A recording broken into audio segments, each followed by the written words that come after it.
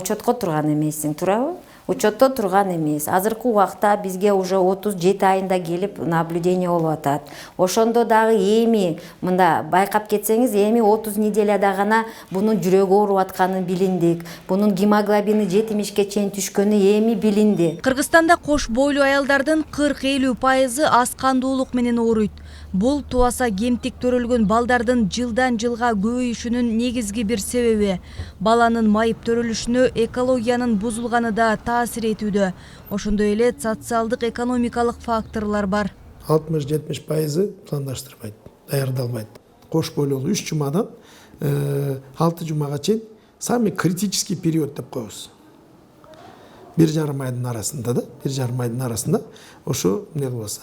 Адан ошондо туура эмес закладка келсе бүттү, ал уже кийин эмне кылсаң деле туаса кемтик төрөлүп калат.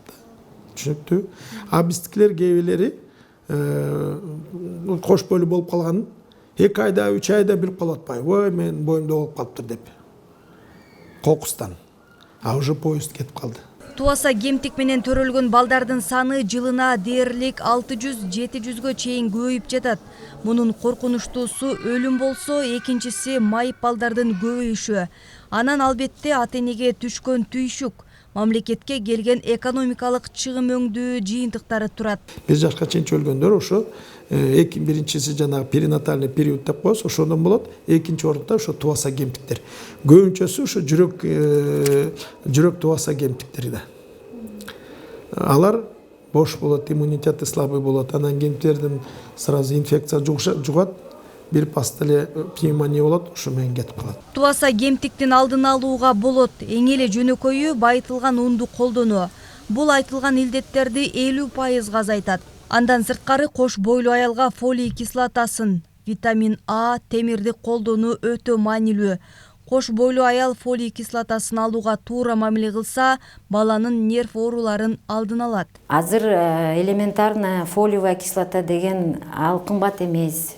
Довольно-таки дешевый препарат. Эгерде алып аны ичсе деле, азыр уже ал далилденген, что фолиевая кислота является профилактикой для врожденных пороков развития деп уже далилденген. 80% аялдар аны да ичишпейт.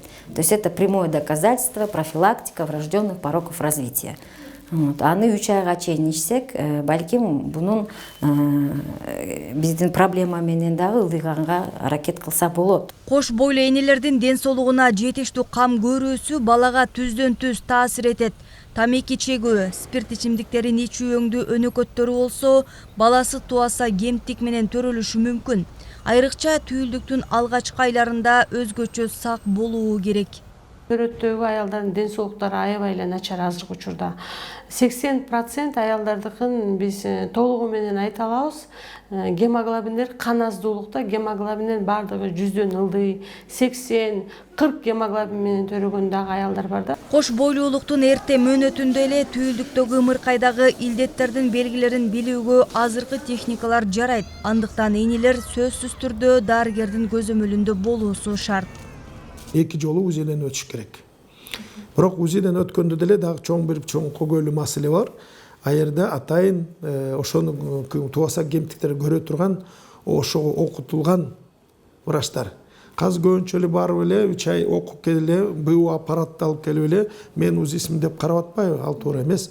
Алар атайын ошо окутуш керек. Туаса кемтиктерди кантип белгилерин окуп, ошолор көрүш керек. Экинчиси аппараттын мүмкүнчүлүгү жакшы болуш керек. 3D ушундай аппараттар болуш керек. Бирок ал бүт жерде жок болуп атат. Это чоң көйгөйлүү маселе. ЮНИСЕФтин эсеби боюнча Кыргызстанда туаса кемтик оорулары жылына дээрлик 32 миллион сомдон ашык чыгым алып келет. Албетте ооруну дарылагандан аны алдын алуу арзан. Бул уюм туаса кемтиктин алдын алуу үчүн сарпталган 1 сом, 16 сом пайда алып келет деп эсептеген.